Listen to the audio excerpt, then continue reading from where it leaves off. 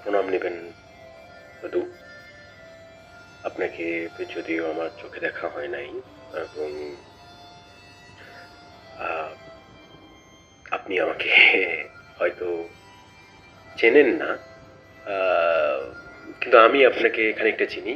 কারণ আপনার সম্পর্কে ধরেন গল্প শোনা, তারপর আরেকটা যেটা মূল ব্যাপার আপনার ব্যাপারে আমাকে সবচেয়ে বেশি ইন্টারেস্টেড করছে সেটা হচ্ছে আপনার নাম, এবং আপনি একজন বৈষ্ণব ধারার অনুসারী ছিলেন এবং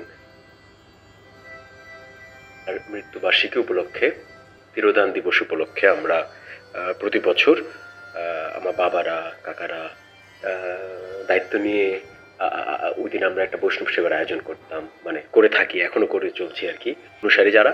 তো তাদেরকে দেখে বুঝছেন, আমি আমি বছরের পর বছর তাদেরকে খেয়াল করে আমি বোধ হয় এখন ফিল করতে পারি যে আমি আপনাকে দেখছি।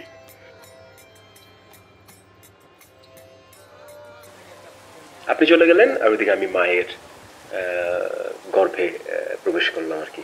তো তারপর এসে আমি শুধু এই গল্প শুনে যাইতেছি আজকে পর্যন্ত যে আমি নাকি আমি নাকি আপনি, মানে আপনি নাকি আবার আমি হয়ে বলেন তো, এটা আসলে ছোটবেলায় ছোটবেলায় খুব ইন্টারেস্টিং মনে হইতো যে আচ্ছা ব্যাপারটা তাহলে কি, মানে একটা জেনেটিক পরিচয়ের বাইরেও হয়তো হয়, বুঝছেন, ইমাজিনেশনের একটা পাওয়ার আছে।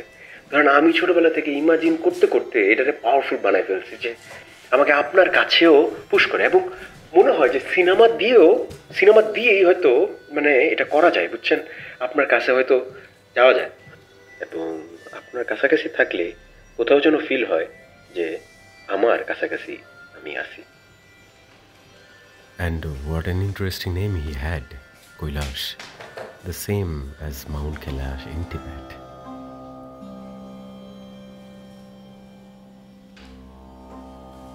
It was his dream actually to visit Mount Kailash once in his lifetime, but yeah, there was no opportunity. So here I will fulfill my grandfather's dream journey by myself.